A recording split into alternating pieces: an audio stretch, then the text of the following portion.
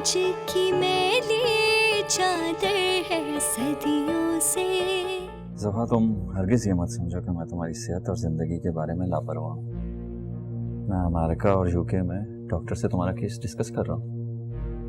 मैंने कभी आपसे कोई शिकायत की है? मैंने आज डॉक्टर साहब से बात की है।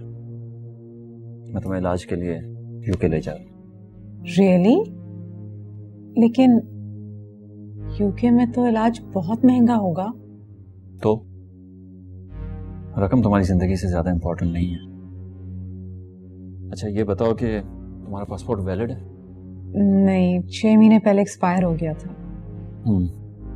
तो तुम यूं करो कि कल सुबह शिराज के साथ जाके अपना पासपोर्ट बनवा लो, अर्जेंट। शिराज के साथ क्यों? आपके साथ क्यों नहीं?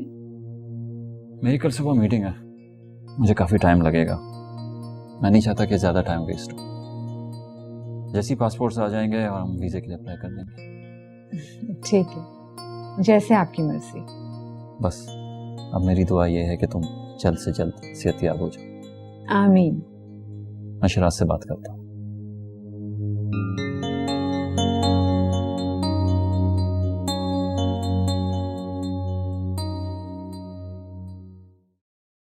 को ढंग का चैनल लगा दो।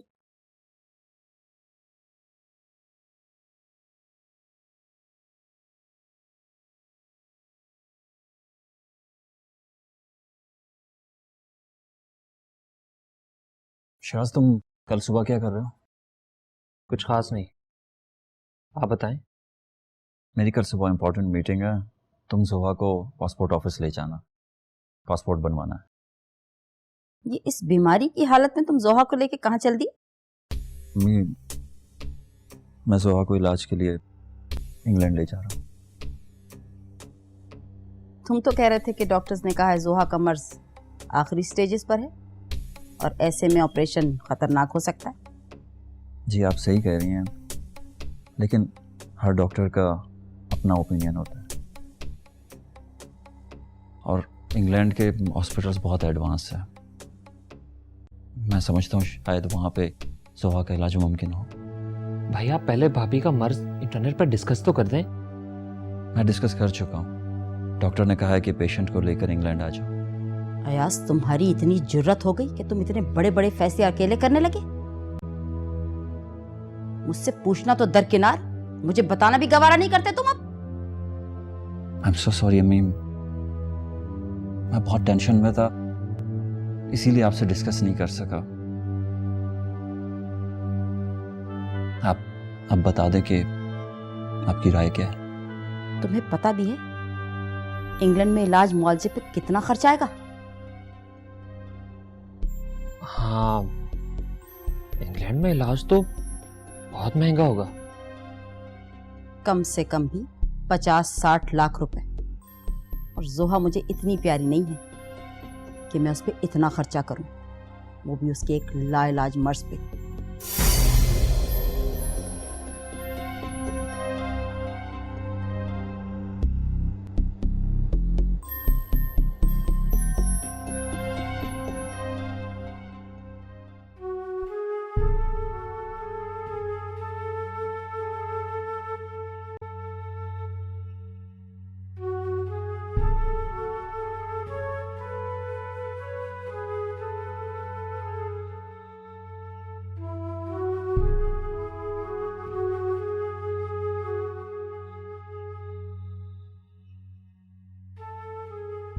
शिराज से बात हो गई?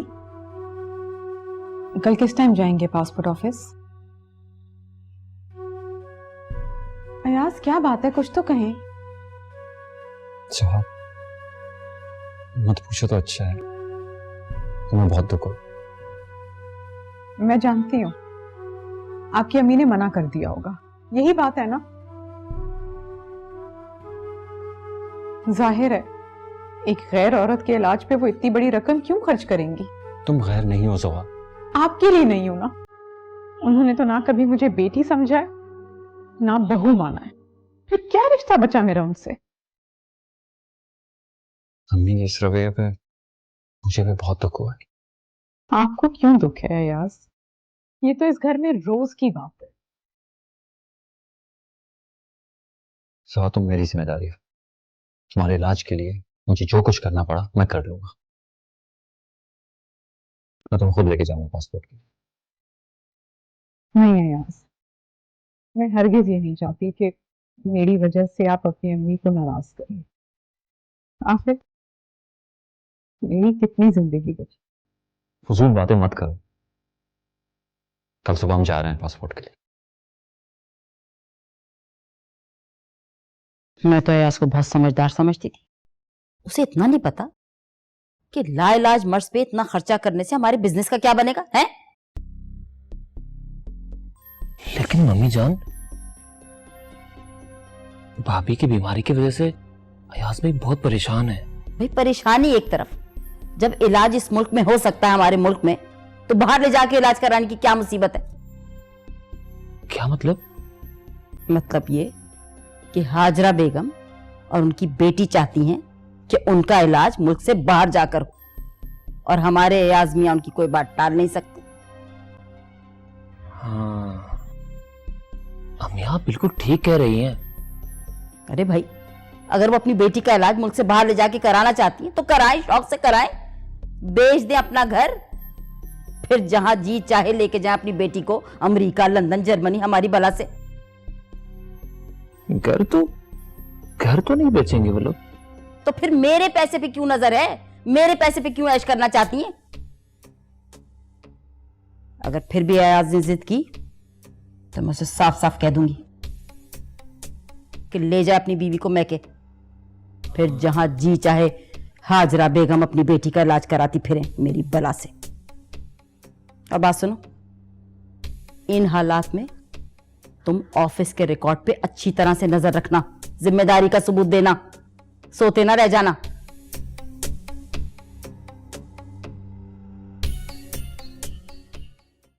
बिस्मिल्लाहिर्रहमानिर्रहीम। ए अल्लाह, हमने कुरान पाक की तिलावत की है, इसकी बरकत से जोहा को सेहतियाबी नसीब फरमा। ए अल्लाह, इस महफिल में शिरकत करने वाली तमाम औरतें और बच्चियों पर अपना खुसूसी रहम और करम फरमा दे। जोहा ने जिस तरह से जालिम के जुल्म सहे हैं, ऐसे जालिम लोगों से तमाम बेटियों को महफूज रखना। ए अल्लाह, जोहा को सेहतियाबी अता फरमा।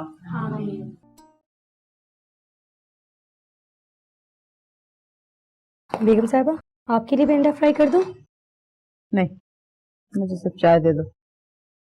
चाहे अयाज भाई को भी बुला लो, वो भी नाश्ता कर लेंगे। वो आज उन्होंने जल्दी नाश्ता कर लिया, कहीं जाना था। कहाँ जाना था? वो छोटी बेगम साहबा और साहब जो है सुबह ही पासपोर्ट ऑफिस चले गए।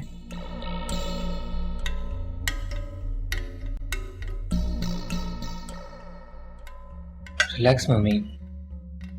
देखा तुमने शिराज, रात को तुम्हारे सामने समझाने के बावजूद उसने ये हरकत की। अच्छा मम्मी छोड़ें, आप जूस पिए। शिराज, मुझसे ये सब कुछ अब बर्दाश्त नहीं हो रहा। मेरी बर्दाश्त जवाब देती जा रही है। मुझसे मेरा बेटा छीन लिया गया है। वो बेटा जो कभी मेरी किसी बात को इनकार नहीं करता था, अब वो मेरी एक बात नहीं सुनता। वाकई मम्मी, भाई बहुत बदल गए हैं। आज मैं उसे इस बात पे माफ नहीं करूंगी। मम्मी, आप इतना गुस्सा करेंगी तो आप बीमार हो जाएंगी। आप प्लीज, आप जूस पिए प्लीज। मैं सब समझती हूँ। जोहा ने जानबूझकर उसे मजबूर किया होगा इंग्लैंड जाने पे। मैं भी जोहा को ऐसा सबक सिखाऊंगी कि सारी जिंदगी याद रखेगी।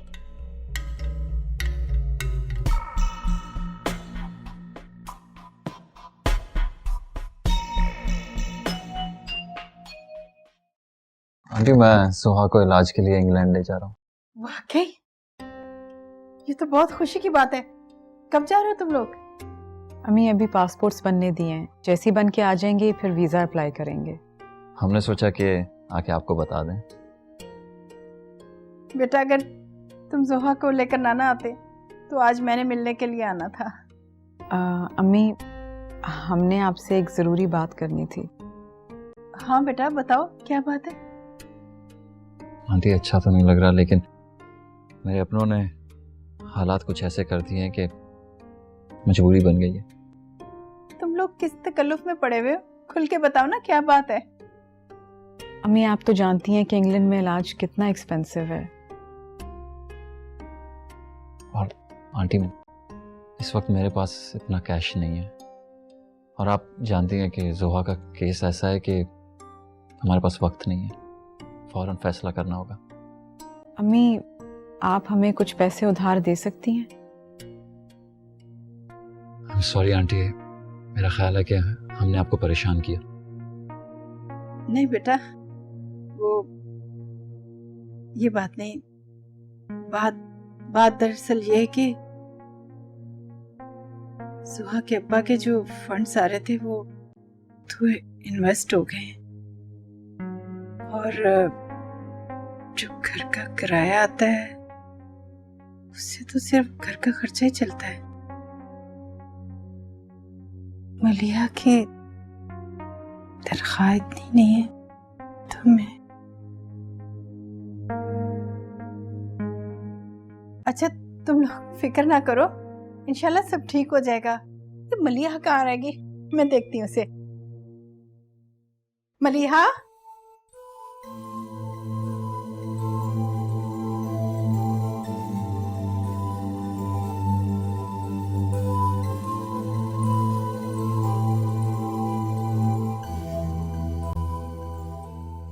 मलिया जी जी, वो बात सुनो बेटा, वो दोनों मेरे पास बहुत जरूरी काम से आए।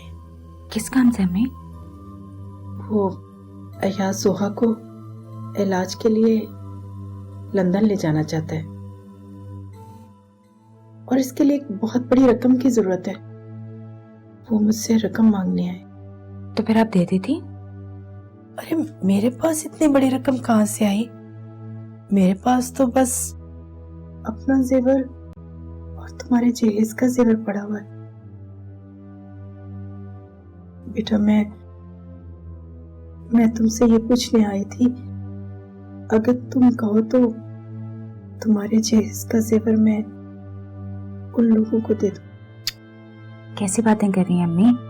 आप अगले तो मेरी जान भी हाजिर है, फिर तो मामूली सा जेवर ही है। अगर ज्यादा जरूरत पड़ी ना तो हम घर भी बेच देंगे। मेरी बच्ची, बस ठीक है, तुम ना जल्दी से मेरा और अपना जेवर ना डब्बों में से निकाल कर थैली में डालकर ले आओ। मैं अभी उनके हवाले कर देती हूँ, ठीक है? जल्दी से आना।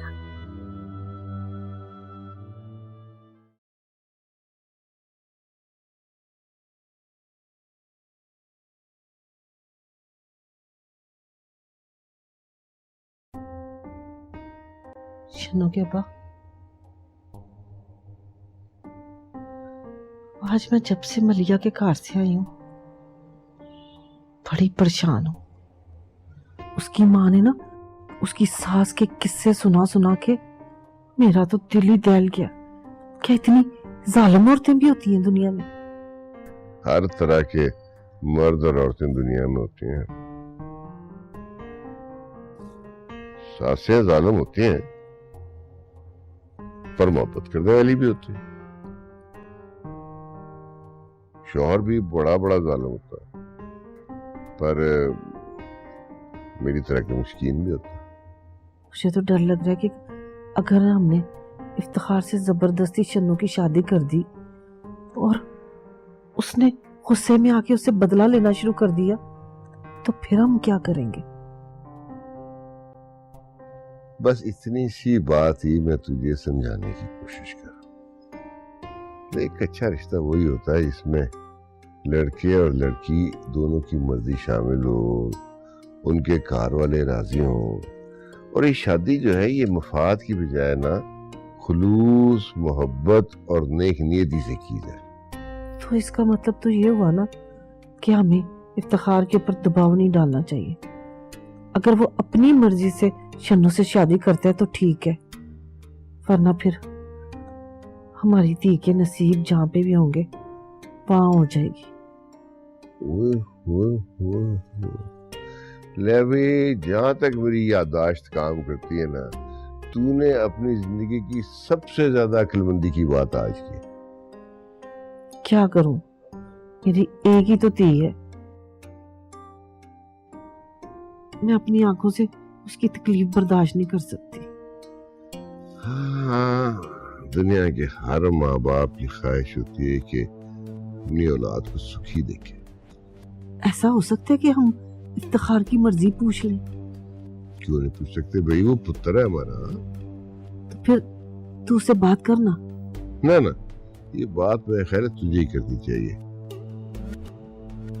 देखना, इस तरह से उसकी ये गलतफहमी भी दूर हो जाएगी कि मामी जबरदस्ती मुझे अपना दामाद बनाना चाहती है। तो ठीक है, फिर तू भी मेरा साथ देगा।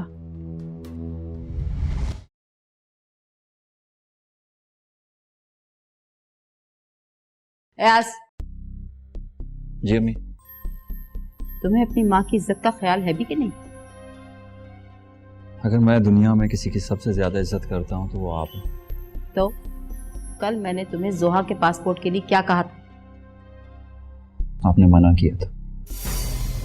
फिर मेरे मना करने के बावजूद भी तुम जोहा का पासपोर्ट बनाने गए? अम्मी, मसला पासपोर्ट का नहीं था। आप जोहा के इलाज के लिए पैसे खर्च नहीं करना चाहती, इसीलिए आपने उसे इंग्लैंड ले जाने से मना किया। जिस तरह मेरे लिए माँ का एहतराम ज़रूरी है, उसी तरह बीवी की जिम्मेदारी भी इम्पोर्टेंट है। तुम्हें बीवी की जिम्मेदारी उठाने से कौन मना कर रहा है? लेकिन जब तुम बीवी के नखरे उठाकर माँ की बेइज्जती करते हो तो वो मुझसे बर्दाश्त नहीं है, फिर तो मैं जरूर चीखूंगी। मैंने अपने रब से हमेशा ये दुआ की है कि मेरी ज़िंदगी में कभी वो दिन ना लाए जिस दिन मैं अपनी माँ की बेइज्जती का सोचूं। लेकिन आप भी उसी तरह शफकत से पेश आए ना, जिस तरह दूसरी माएँ पेश आती हैं। ये तुम नहीं, तुम्हारे अंदर जोहा बोल रही है। अम्मी, जोहा का इलाज मेरी जिम्मेदारी है। वो मेरी बीवी है, मेरे बच्चे की माँ है। अच्छा हुआ कि आपने पहले बता दिया कि आप अपने बिजनेस से जोहा के इलाज के लिए कुछ नहीं देंगी, इसीलिए हम कहीं और से इंतजाम कर रहे हैं। मैं देखती हूँ तुम्हें इस काम के लिए इतनी खतीर रकम कौन देगा। ऐसी बात नहीं है मम्मी, हम अभी मेरे घर से आ रहे हैं और माना कि अम्मी के पास अभी इतने पैसे नहीं हैं, लेकिन उन्होंने अपना और मलीहा के जहेज का सारा जेवर मुझे दे दिया बेचने के लिए। हमने बहुत मना किया लेकिन वो नहीं मानी। और आप फिक्र ना करें, मैं अपने इलाज के लिए आपका एक पैसा खर्च नहीं करूंगी, ये मेरा आपसे वादा है।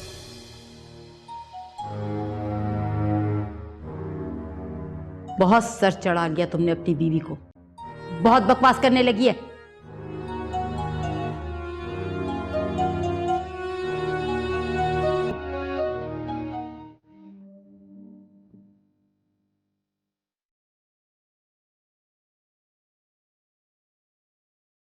बेगम साहबा, अल्लाह रहम करे, सब ठीक तो है? आखिर वो चाहती क्या है? मुझे लगता है जब तक मैं मर नहीं जाऊंगी उनको चैन नहीं आएगा। आप बड़ी बेगम साहबा की बात कर रही हैं? लेकिन अब मैं खामोश नहीं रहूंगी। आपकी इस खामोशी की वजह से ही तो वो इतना बढ़ कर बातें करती हैं। मुझसे दुश्मनी, मेरे घर वालों से दुश्मनी, आखिर वो क्या चाहती है? जब से उन्हें पता चला है कि आप पासपोर्ट बनवाने गई हैं, तब से ही वो बातें कर रही हैं। आपके खिलाफ ऐसी ऐसी बातें करती हैं, अगर आपको पता चल जाए तो घर में झगड़ा शुरू हो जाएगा। मुझे भी मना कर दिया है कि मैं बाद में आपके काम करूं और पहले घर के काम करूं। अब अदनान ने दूध पी लिया? जी, दूध भी पी लिया और मजे से सो भी रहे हैं। अच्छा प्लीज मुझे चाय ला दो और अयाज के लिए भी ले आओ। जी अच्छा।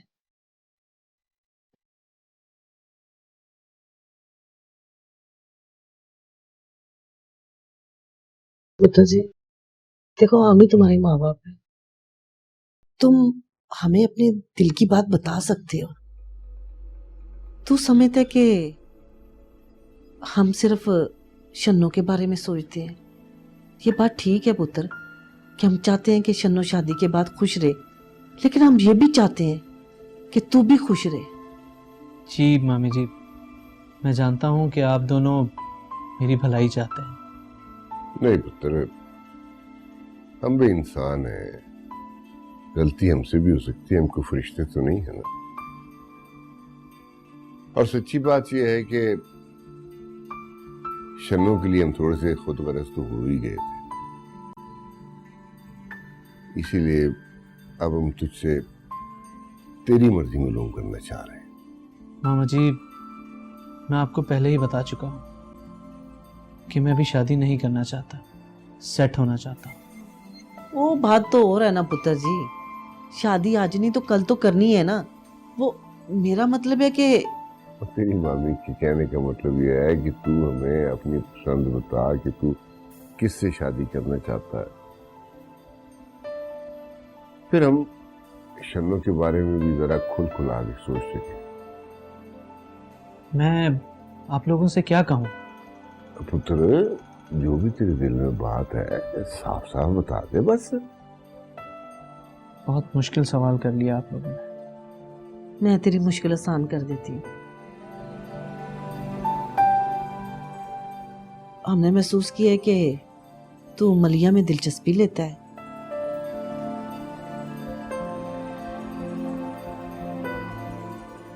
जवाब दे पुत्र। जी, आप लोगों ने बिल्कुल सही समझा है।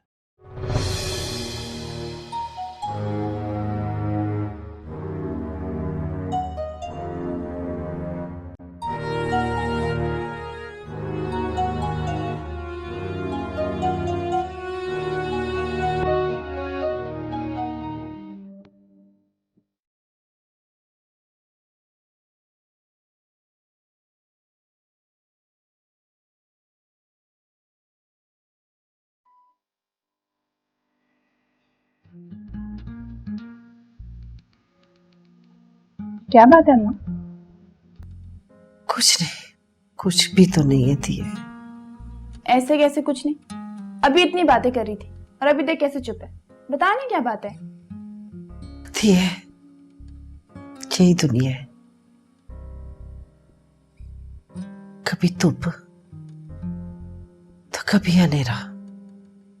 अम्मा, ऐसा तो तब होता है ना जब काले बादल छाते हैं। यही समझ लेती है कि आजकल हमारे नसीबों में भी काले बादल छाए हुए हैं। अम्मा, ये उदासी और मायूसी की बातें क्यों कर रही है तू? बस बेटा, दुआ कर कि इन काले बादलों के बाद ना रहमत की बारिश हो जाए। अम्मा, साफ साफ बता ना, तेरी कोई बात समझ में नहीं आ रही मेरे। साफ बात करूंगी ना दिए तो तुझे भी दुख होगा,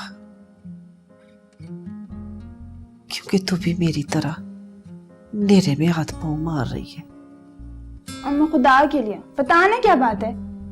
पुत्र जी, वो जो दम की हुई चीनी है ना, जो तू रोज रोज इफ्तिखार को पिलाती है, उसकी अब जरूरत नहीं रही।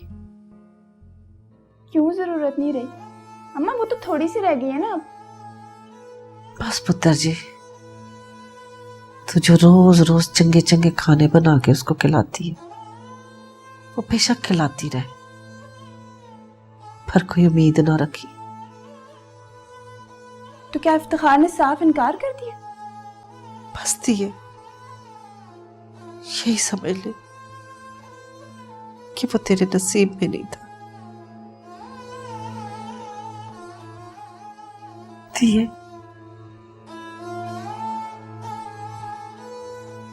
मैं तेरे आंखों में आंसू नहीं देख सकती। ये मां की दुआ है कि अल्लाह करे तेरी आंख से हर टपकने वाला आंसू तेरे लिए खुशी का बायस बन जाए। शन्नो, अगर इफ्तिखार मलिया से शादी करना चाहता है तो हो सकता है इसी में रब की मर्जी हो,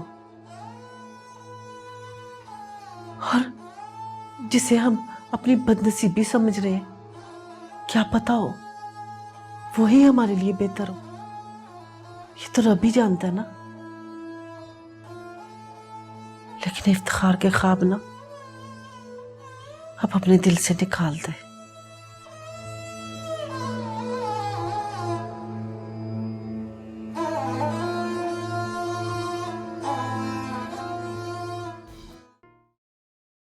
आइए बेगम साहबा, मैं आपको ऊपर तक छोड़ दूं।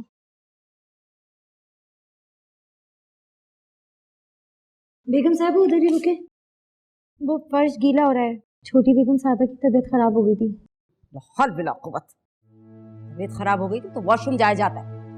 वो तबीयत सही नहीं थी ना, तो मुझे तो अपना घर कम और सरकारी अस्पताल ज्यादा लगने लगा। कोई सफाई सुथराई का लिहाज ही नहीं रहा। तबीयत सही नहीं थी तो वॉशरूम चली जाती, जगह जगह गंद फैलाने की क्या जरूरत थी? बेगम साहबा वो खुद सफाई सुथराई का इतना ख्याल रखती हैं। तुम्हें बहुत हमदर्दी हो गई जोहा से। मैंने फर्श साफ कर दिया है। दोबारा साफ होगा ही, अच्छी तरह से डिटोल और फिनाइल डाल के साफ करो। और खबरदार, जब तक फर्श गीला है कोई पैर ना रखे यहाँ पर। जी। मैं दोबारा बाहर जा रही हूँ, दम घुट रहा है मेरा इस घर में।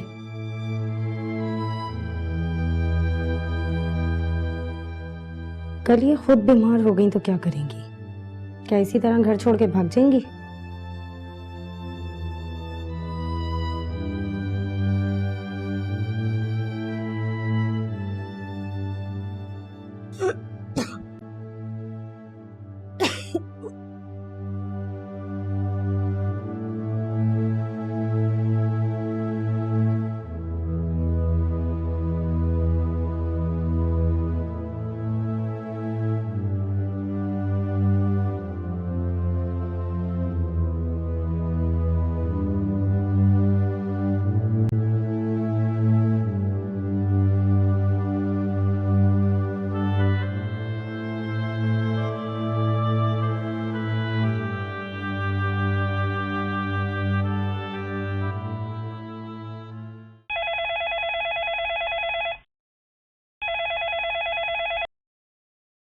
हेलो मलिहा, तुम अपना फोन अटेंड क्यों नहीं कर रही थी? वो साइलेंट मोड पे रखा हुआ है। आज इतनी जल्दी घर आ गई? हाँ, अम्मी की वजह से। जब से उनको आपा की तबीयत के बारे में पता चला है, उनकी अपनी तबीयत खराब रहने लग गई है। खैर, तुम सुनाओ। मलिहा, फिजा के मौसम में एक झोंका बाहर का भी आया है। खैरियत?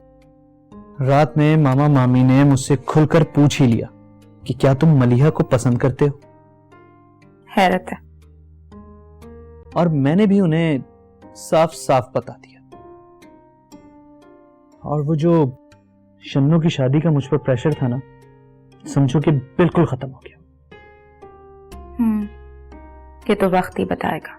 वक्त ने तो बता दिया है मलिहा, अब मेरी तरफ से कोई मसला नहीं है। अब अगर मसला होगा तो वो तुम्हारी तरफ से होगा।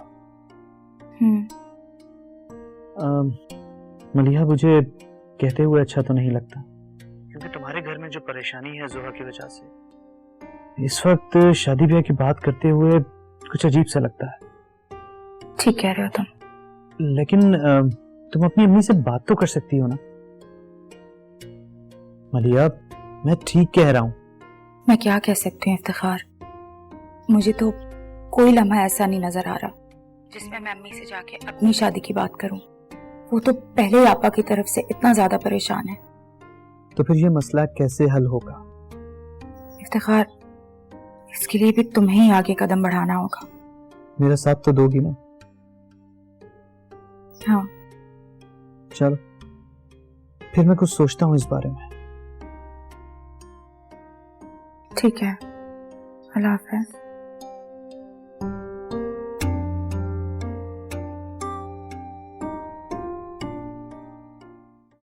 एक बात बताएं मुझे। जी जी। पर्सनल एक्सपेंस की कुछ रसीदें और कुछ वाउचर्स इस फाइल में लगे हैं। जी बिल्कुल। आपने इसमें पूरी डिटेल नहीं लिखी। न खर्च करने वाले का नाम है, किस मद में ये पेमेंट हुई है, कुछ भी नहीं लिखा। क्या है ये सब कुछ? शिराज साहब, ये फाइल अयाज साहब की पर्सनल एक्सपेंसेस वाली फाइल है। और इसमें जो फ्रेश वाउचर्स लगे हुए हैं ये उनके मेडिकल टेस्ट, लेबोरेटरी टेस्ट और डॉक्टर्स की फीस की पेमेंट के वाउचर्स हैं। ठीक है, मुझे इन सब की डिटेल चाहिए। ठीक है। ए शन्नो, ए तूने अभी तक गाजर कद्दूकश नहीं की? ना। अच्छा ला ला, मैं तेरी मदद कराती हूँ। मैंने नहीं पकाना कोई गजरेला वजरेला। ओ क्यों? मैं बता रही हूँ, मैंने ना इफ्तिखार के और नखरे नहीं उठाने। क्या इफ्तिखार से नाराज है? हाँ। शन्नो, जो दुख तुझे है ना वो मुझे भी है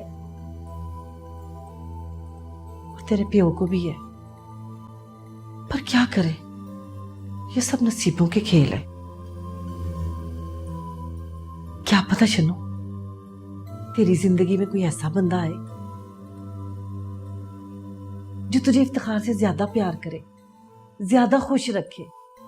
तो यहाँ आने से पहले मुझे इतने सुहाने ख्वाब क्यों दिखाए थे?